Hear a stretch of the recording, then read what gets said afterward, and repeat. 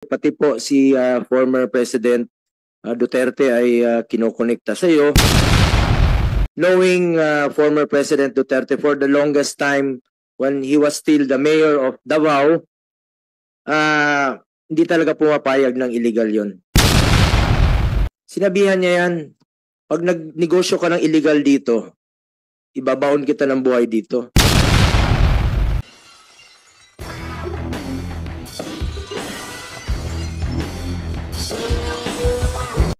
Salamat, Madam Chair. Nandito tayo ngayon, no, para malaman ng katotohanan. Tandaan natin na ang katotohanan lang ang kakampi at poprotekta sa iyo, Miss Alice Guo. Huwag mo sayangin yung oportunidad na binigay sa iyo namin dito sa Senado. Just tell the truth. Yung totoo lamang po.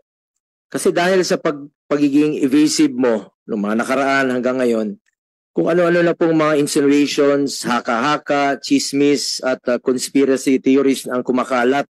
Marami na pong nadadamay na mga inosente, pati po si former President Duterte ay kinokonekta sa iyo. Ayoko na sana bigyan ng panahon ang mga chismis, pero since nandito ka na at cited in contempt ka na, ayaw mo rin naman sagutin ang mga tanong ng mga kasamahan ko rito, mabuti nang klaruhin mo ang iba't ibang mga aligasyon. Total, di naman ito connected sa mga kaso mo. I'm here not to defend former President Duterte, but to tell the truth. Sa pagkakilala ko po sa kanya, knowing former President Duterte for the longest time when he was still the mayor of Davao, hindi talaga pumapayag ng illegal yon. Nung mayor siya, binalaan nga niya mismo yung parating naliling sa kanya na si Michael Yang sa Davao. Nagninegosyo yan doon, pumunta, early 2000 pa siguro. Nagdala yan ng bayong, nagninegosyo ng mga cellphone, meron siya maliit na paninda. Sinabihan niya yan, pag nagnegosyo ka ng illegal dito, ibabaon kita ng buhay dito.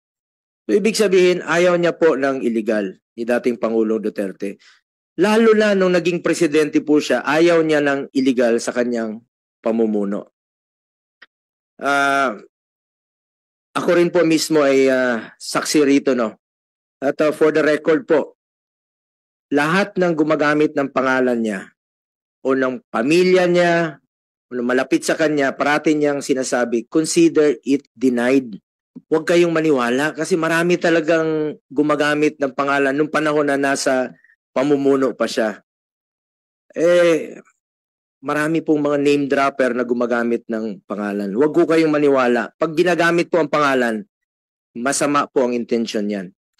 At ako po ay mismo, noon pa, against po ako sa Pogo. Pag apektado na po ang peace and order. For the record, ayaw ko ta rin ng Pogo. Lalo-lalo na po pag nag-aasik na po sila ng lagim, dyan po mismo sa mga condominium, dito, sa may malapit lang sa atin. Kita mo nagkakalat sa mga kondo, naghahasik ng lagim. Pag compromise na po ang peace and order, ako mismo, ayaw ko po. Ayaw sa Pogo. Matagal ko na pong sinasabi yan.